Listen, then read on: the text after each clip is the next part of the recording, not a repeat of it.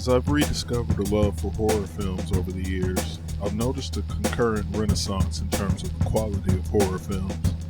The breadth of storytelling and insight that can be approached via the genre is undeniable, and with the possibilities of such stark imagery and material that hits us at emotionally vulnerable chords, it's no wonder that many fans choose to scare the daylights out of themselves by diving headlong into the ample horror film selections that are available.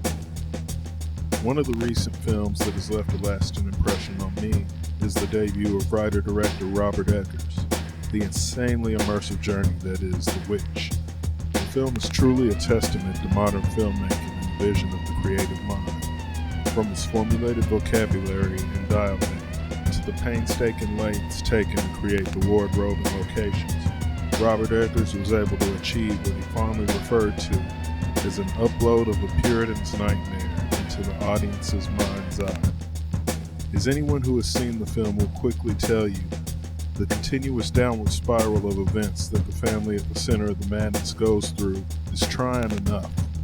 But at the culmination of events, something so shocking takes place that it often left moviegoers in disbelief of what they just witnessed. The Witch is the story of William, a man with religious convictions so strong that they stand in opposition to the Puritan society he is a part of.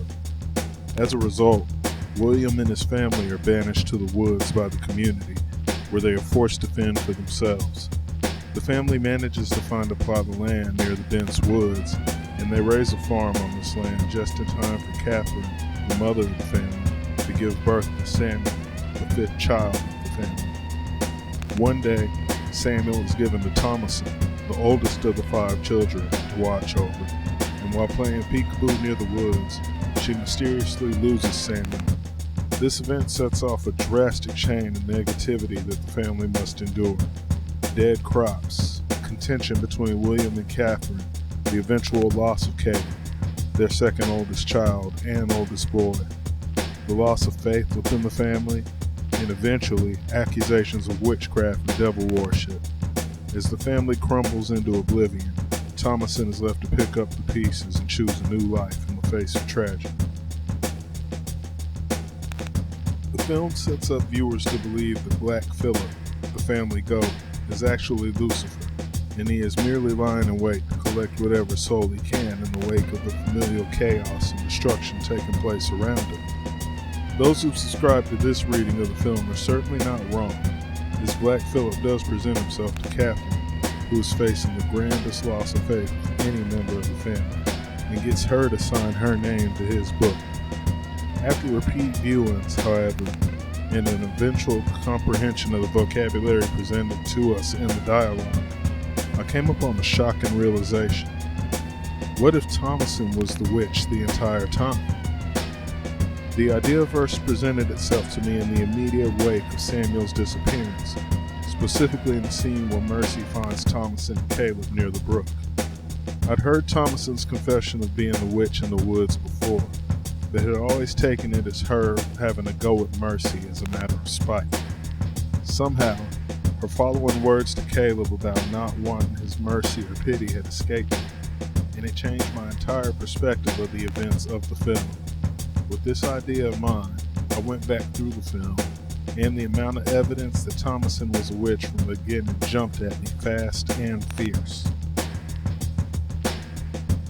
Keen viewers will immediately pick up on the fact that many negative things happen either directly to Thomasin or happen with her serving as a key factor. Samuel disappears while under Thomasin's care. Thomasin picks an egg with a dying chicken fetus in it, and later milks a sheep that produces blood.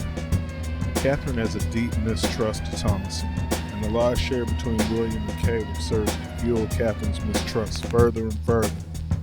When Caleb disappears, Thomasin is in tow. Thomasin is also present when Mercy and Jonas eventually disappear, and is the sole unharmed person or object in the wake of the damage that occurs on the final night and subsequent morning. Thomasin, for most of the run of the film, is the sole person aware of the fact that Mercy and Jonas are conversing with Black Phillip, and identifies him as Lucifer very early on. Despite this litany of events, however, Thomasin remains by far the most emotionally balanced and even-keeled member of the family, even when she is being directly challenged by William and Catherine in separate moments. The real proof, however, lies in the moments that Thomasin outright confesses herself as an evil entity at best and as the witch in the woods at worst. Upon settling into the new farm, Thomasin is seen giving a religious confession. During this confession, she admits that she has lived in sin, is idle of work, disobedient to her parents, neglectful of prayer, has played upon the Sabbath, has broken every commandment and thought, and followed desires of her own will and not the Holy Spirit. She confesses that she knows she deserves all shame and misery in this life, and everlasting hellfire in the afterlife. While she does beg on the Son to forgive, show mercy, and show thy light, it is not clear whom exactly she's praying to. It would seem like a prayer to God on the outset, but perhaps the ask for mercy and light is in regards to the ordeal that her family is about to face during their time in the woods. As previously mentioned, the second confession comes while she is cleaning her father's clothes in the brook, and Caleb is sent to fetch water. Mercy sneaks upon the two and scares them, and at this point, Thomasin lays into Mercy with what, upon first look, feels like mockery. Thomasin admits to Mercy that she is the witch of the wood. Thomasin admits her body dances naked with the devil in the woods while she sleeps. She says she signed his book, and admits she provided an unbaptized babe as sacrifice, while saying she can make any man or thing vanish, most of which are things that we eventually see happen. When Mercy is sufficiently scared and decides to run off, Caleb begs Thomasin to come to her senses, but he is quickly dismissed by Thomasin, who dares him to tell William and Catherine while simultaneously sharing with him that she shuns his pity. His tensions eventually come to a head in the wake of Caleb's death. William eventually confronts Thomasin directly. At first, Thomasin denies being the witch, but as William presses her to speak the truth, Thomasin turns the tables, not only pointing out William's faults and shortcomings that divide he and Catherine, but bringing up Mercy and Jonas's consortium with Black Phillip, whom she again identifies directly as Lucifer.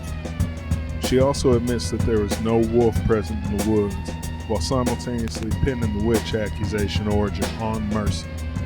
While she does state she is not a witch, her actions do not match her words, and her words serve to push the family completely over the edge.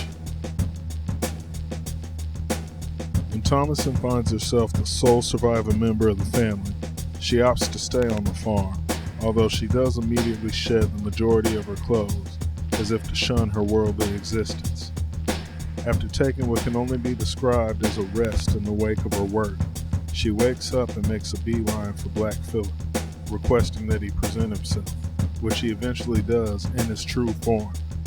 It takes almost no effort for him to get her to sign his book, something she has certainly already done numerous times in her head in light of the fact that she told Mercy she'd done so, and upon doing so, she sheds the remainder of her clothes and joins the coven in the woods, who all immediately take flight in her presence.